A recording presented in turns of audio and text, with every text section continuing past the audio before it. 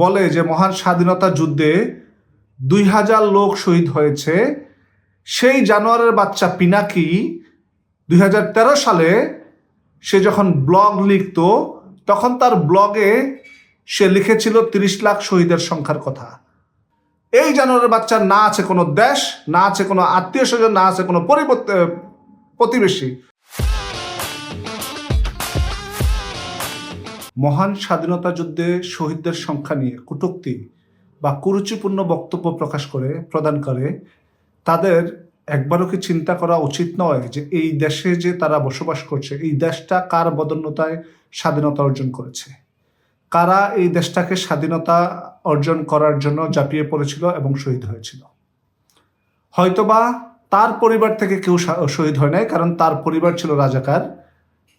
তার পাশের বাড়ির পরিবার থেকে কেউ শহীদ হয় নাই, বা আমার পরিবার থেকে কেউ শহীদ হয় নাই, আপনার পরিবার থেকে কেউ শহীদ হয় নাই। কিন্তু আমি আজকে এমন একজনের কথা বলছি যার এক পরিবার থেকে 27 জন শহীদ হয়েছিল মহান স্বাধীনতা যুদ্ধে।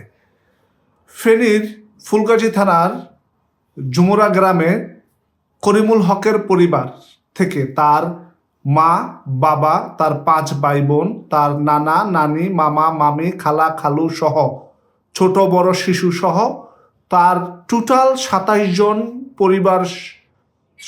পরিবারের 27 জন সদস্য তিনি হারিয়েছেন মহান স্বাধীনতা যুদ্ধে। এখন যেই জানোয়ারের বাচ্চা ফ্রান্সে থেকে বলে যে মহান স্বাধীনতা যুদ্ধে 2000 লোক শহীদ হয়েছে, সেই জানোয়ারের বাচ্চা পিনাকি 2013 সালে সে যখন ব্লগ লিখত তখন তার ব্লগে সে লিখেছিল 30 লাখ শহীদের সংখ্যার কথা। সেই জানোয়ারের বাচ্চা 2013 সালে লিখেছে 30 লাখ, এখন 2025 সালে এসে লিখে 2000। আমরা জাতি হিসাবে কত নিকৃষ্টতম দেখুন। আমাদের দেশ স্বাধীন হয়েছে, সেই স্বাধীন দেশের মুক্তিকামী মানুষদের প্রতি কৃতজ্ঞতা প্রকাশ না করে আমরা করছি শহীদদের সংখ্যা নিয়ে বিতর্ক। কি বিতর্ক করছি? আমাদের শহীদ 30 লাখ ছিল না, আমাদের শহীদ 3 লাখ ছিল। বঙ্গবন্ধু ভুল করে 3 লাখের জায়গায় 30 লাখ বলে ফেলেছে। আমাদের শহীদ 3 লাখ ছিল না, 3000 ছিল। বঙ্গবন্ধু 3000 বলতে গিয়া 3 লাখ বলে ফেলেছে। আরে জানোয়ারের বাচ্চারা, দেশ বিদেশের অসংখ্য পত্র পত্রিকা, লেখক, কলামিস্ট, সাংবাদিক, তারা তাদের পত্র পত্রিকা থেকে শুরু করে তারা তাদের বইয়ে বিস্তারিত প্রকাশ করে গিয়েছেন। একজ্যাক্ট সংখ্যা তারা লিখে যান নাই, তারা আনুমানিক একটা সংখ্যা বলে গিয়েছেন। হাজারো বইয়ের নথিতে আছে যে তারা সংখ্যাটা বলেছেন 2 থেকে 3 মিলিয়ন, 1.5 থেকে 2 মিলিয়ন, 2 থেকে 3 মিলিয়ন। তাহলে একটা দেশ যখন যুদ্ধ বিধ্বস্ত হয়, এখন যেমন যুদ্ধ চলতেছে ইরাকে, আফগানিস্তানে চলেছে, সিরিয়ায় চলতেছে, ইউক্রেনে চলতেছে, আপনার কোনো দেশে কি কতজন লোক শহীদ হয়েছে তার প্রকৃত সংখ্যা আপনারা পাবেন, এবং কারা কারা শহীদ হয়েছে সেই নামগুলোকে আপনারা জানতে পারবেন। এটা সম্ভব না। যুদ্ধের সময় একটা দেশের প্রশাসনিক অবস্থান থেকে শুরু করে সব কিছু ভেঙে পড়ে, তখন মানুষ বাঁচার আকুতি নিয়ে দেশ ছেড়ে পালিয়ে যায়। ওই পালিয়ে যাওয়ার সময় অনেক মানুষ হতাহত হয়, অনেক মানুষ মারা যায়, এবং পালিয়ে যাওয়ার পরে যখন আশ্রয় কেন্দ্রে আশ্রয় নেয় তখনও অনেক মানুষ মারা যায়। আর আমাদের দেশে মহান স্বাধীনতা যুদ্ধ হয়েছিল 1971 সালে। বর্তমানে সারা পৃথিবী ডিজিটালাইজ যেভাবে সাউন্ড, 1971 সালে প্রযুক্তিগত দিক থেকে এবং তথ্যগত দিক থেকে মানুষ এত সাউন্ড ছিল না। যতটুকু সাউন্ড ছিল বিশ্বের বিভিন্ন বাগা বাগা নিউজ পেপারগুলো, সাংবাদিকগুলো, জার্নালিস্ট, কলামিস্ট, তারা তাদের লিখায় বর্ণনা করে গিয়েছেন বাংলাদেশের মহান মুক্তিযুদ্ধের ভয়াবহ তৎপরতা। পাকিস্তানের পাক হানাদার বাহিনী বাংলাদেশে 25শে মার্চ কাল রাতে যেই ধ্বংসযজ্ঞ চালিয়েছেন, সেই ধ্বংসযজ্ঞর পরে বিদেশি সাংবাদিক যারা বাংলাদেশে ছিল তারা ছবি তুলে রেখে গেছেন। ঢাকা বিশ্ববিদ্যালয়ের হলে, সুফিয়া কামাল হল থেকে শুরু করে যে মেয়েদের যে হলগুলো ছিল সেখানে তারা নারী নির্যাতন করে, ধ্বংস করে, তাদের বক্ষের মাংস কেটে রাস্তার কুকুরকে খাইয়েছে। এত ভয়াবহতা ছিল আমাদের দেশের মহান স্বাধীনতা। আর জানোয়ারের বাচ্চারা, মালাউনের বাচ্চা এখন দেশের বাইরে বসে জানোয়ারের বাচ্চা বলে যে মহান স্বাধীনতা যুদ্ধে 2000 লোক শহীদ হয়েছিল। এই জানোয়ারের বাচ্চার না আছে কোনো দেশ, না আছে কোনো আত্মীয় স্বজন, না আছে কোনো প্রতিবেশী। সে একটা পরিকল্পনা করে দেশকে গৃহযুদ্ধ লাগানোর একটা পরিকল্পনা করেছিল, সেখান থেকে দেশ সরে আসছে, এখন আবার আমলিক ফিরে আসতেছে। সে কারণে আরেকটা বিতর্ক সৃষ্টি করার জন্য সে চাচ্ছে একটা পয়েন্ট। দ্বিতীয়ত হচ্ছে সে এতটাই হতাশাগ্রস্ত যে কোনো মায়া যদি তাকে ফোন দেয়, পিনাকিকে যদি কোনো মেয়ে ফোন দিয়ে একটা হাসি দেয়, কথা বলে, ওই মেয়ের তেলাংটা ছবি পাঠায় দেয়। ঠিক আছে, মানুষ কতটা হতাশাগ্রস্ত হয়, যার কোনো দেশ নাই, আজকে কতটা বছর যাবৎ সে দেশে আসতে পারে না, বাহিরে বৈশা বৈশা বড় বড় কথা বলে, কিন্তু দেশে আসার ক্ষমতা কিন্তু নাই। 3 ইঞ্চির দেশে আসার সাহস নাই, কারণ দেশে সে ভালো করেই জানে এই দেশ তার জন্য নয়। সে এই দেশের যতটুকু ক্ষতি করেছে, আমি আজকে পপুলারে চাকরি করা অবস্থায় কতজন শিশু হত্যা হয়েছে সেটা নিয়ে কথা বলবো না, কতজন শিশু হত্যা করেছে সে, ভেজাল ওষুধ খাইয়েছে, সেটা নিয়ে কথা বলবো না। আমি কথা বলবো শুধু 24-এর যেই জুলাই আগস্ট আন্দোলনে 32 নম্বর বাঙা সহ সে যে অত্যাচার করেছে বাংলাদেশে, সে যে জঘন্যতম যুদ্ধের দ্বারপ্রান্তে নিয়ে গিয়েছিল বাংলাদেশকে, এবং যুদ্ধের দ্বারপ্রান্তেই আছে বাংলাদেশ এখন পর্যন্ত, সেই জায়গায় তাকে যদি বিচারের আওতায় দাঁড় করানো হয়, তাকে কয়েকবার ফাঁসিতে ঝুলাইতে হবে। ও কি কলামিস্ট, ও কি বোদ্ধা, ও কি স্কলার, ও কি কিছু?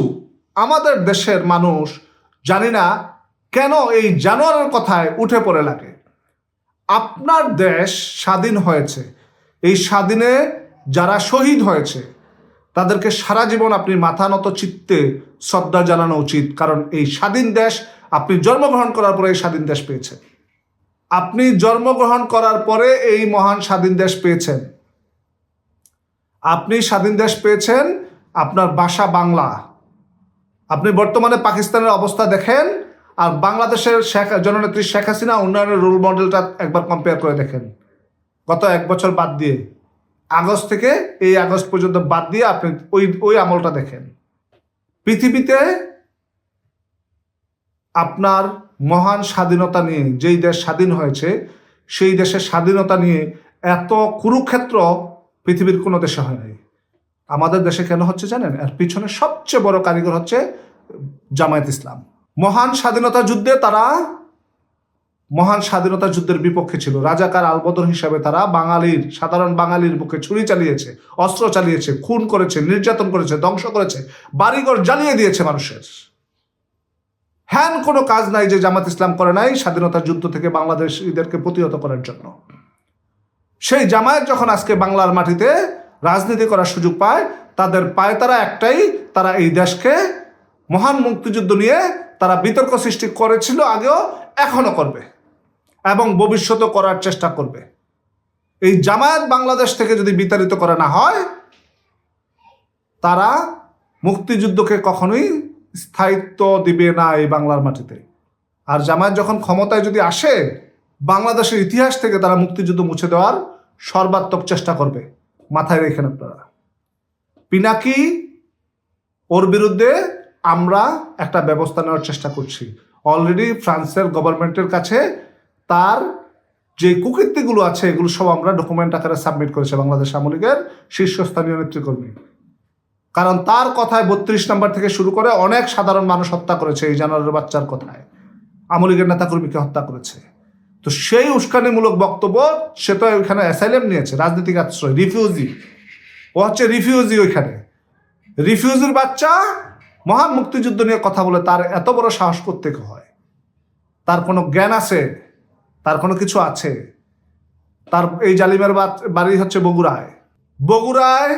যারা আওয়ামী লীগের নেতাকর্মী আছেন তারা মনে রাখবেন, যদি কোনোদিন বাংলাদেশে আওয়ামী লীগ ফিরে আসে, পিনাকি নয়, শুধু পিনাকির 14 পুরুষের কোনো বিটা বগুড়ায় থাকবে না। শ্মশান হবে ইনশাল্লাহ। শ্মশানে রূপান্তর করবেন। বাড়িঘর ভেঙে হিন্দু সম্প্রদায়ের ভাই বোনদেরকে এটা শ্মশানঘর হিসাবে উপহার দিবেন আপনারা।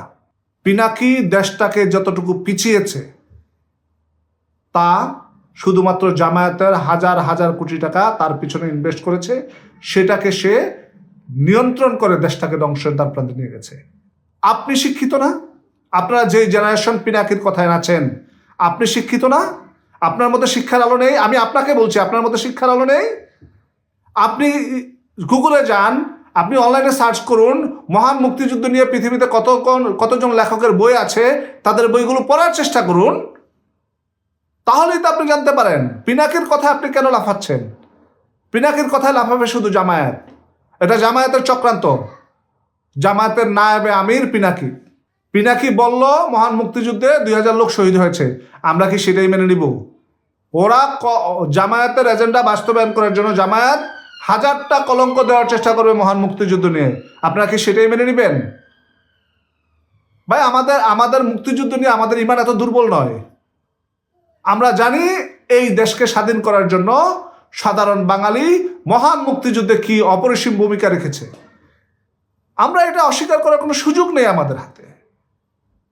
বরং আমরা এটা বলতে পারি যে তাদের যেই অনস্বীকার্য ভূমিকা ছিল 1971 সালে বাংলাদেশ স্বাধীন করার জন্য, সেটা দিয়ে আমরা আজীবন তাদেরকে বিরচিত সম্মান জানিয়ে আসব ইনশাআল্লাহ। আমরা পিনাকির কথায় কান্না দিয়ে আমরা পড়ি, আমরা জানার চেষ্টা করি মহান মুক্তিযুদ্ধের ইতিহাসটাকে। এই বাংলায় পাকিস্তান হানাদার বাহিনী কি পরিমাণ জুলুম নির্যাতন করেছে আমাদের সাধারণ বাঙালিদের উপর, আমাদের মা বোনদের উপর, আপনারা যদি পড়ে থাকেন, আপনার আশেপাশে যদি কোনো মুক্তিযোদ্ধা থাকে, তার কাছ থেকে জানার চেষ্টা করবেন।